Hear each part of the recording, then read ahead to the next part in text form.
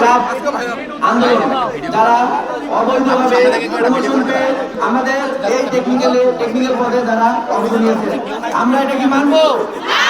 আমরা কখনো এটা মানবো না। যারা অবৈধভাবে প্রমোশন পেয়ে অবৈধভাবে যারা আমাদের তাদেরকে আমরা কি রাখবো? আমরা আমাদের থেকে বহল রাখবো। আমরা অধিদপ্তর আহ্বান জানাবো যে তাদেরকে আমাদের এই টেকনিক্যাল পদে তাদেরকে সবাইকে বহিষ্কার করা হয় এবং বের করে দেওয়া হয়।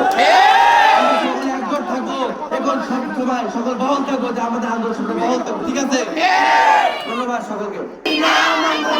অবৈধ প্রমোশন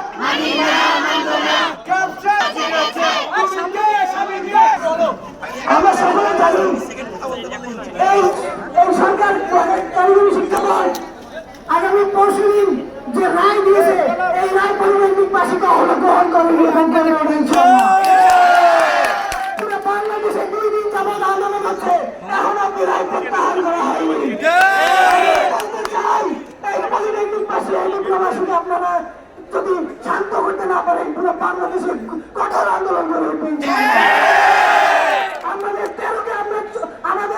13 আছে, আমরা 13 সালে যে রক্ত দিয়ে আমাদের জুনিয়র ইন্সট্রাক্টর পদ দিয়েছি সেই কথা আপনারা ভুলে যাবেন না। আপনারা আরো মনে রাখবেন, যদি আমাদের এই রায় প্রত্যাহার না করেন পুরো বাংলাদেশে আমরা ক্লাস পরীক্ষা সব বর্জন সহ আমরা ক্যাম্পাসে তালা লাগাই দিব। এখন আমাদের মাঝে কথা বলবো। আসসালামু আলাইকুম ওয়া রাহমাতুল্লাহ।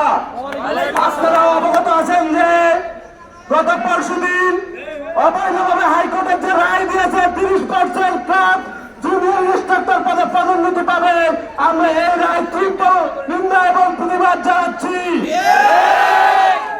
জুনিয়র ইন্সট্রাক্টর পদে যে 30% করে রাখা হয়েছে তা অবিলম্বে বাতিল করতে হবে। এসএসসি পাস করে কিভাবে তারা পদোন্নতি চায়? জুনিয়র ইন্সট্রাক্টর পদে যারা পদোন্নতি চায় তাদেরকে কখনোই পদোন্নতি দেওয়া হবে না। যদি পদোন্নতি দেওয়া হয় তাহলে সারা বাংলাদেশের প্রতিটি জেলা শহর বিভাগীয় শহরে গণ আন্দোলন করে তুলেছে। অবিলম্বে মামলা প্রত্যাহার করতে হবে।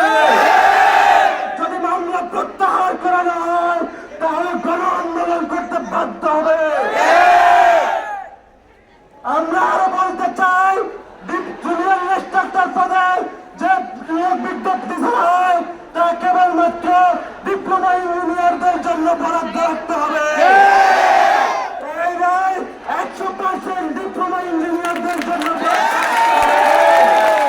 আমরা আরো বলতে চাই, আগামী 3 কার্যদিবসের মধ্যে জুনিয়র ইন্সট্রাক্টর পদ বহাল রাখতে হবে। এবার আমি আমার এখন করে নিয়ে আসে আমরা এটার পলিটেকনিককে। আচ্ছা, মামাবাড়ির আবদার অবৈধ মামলা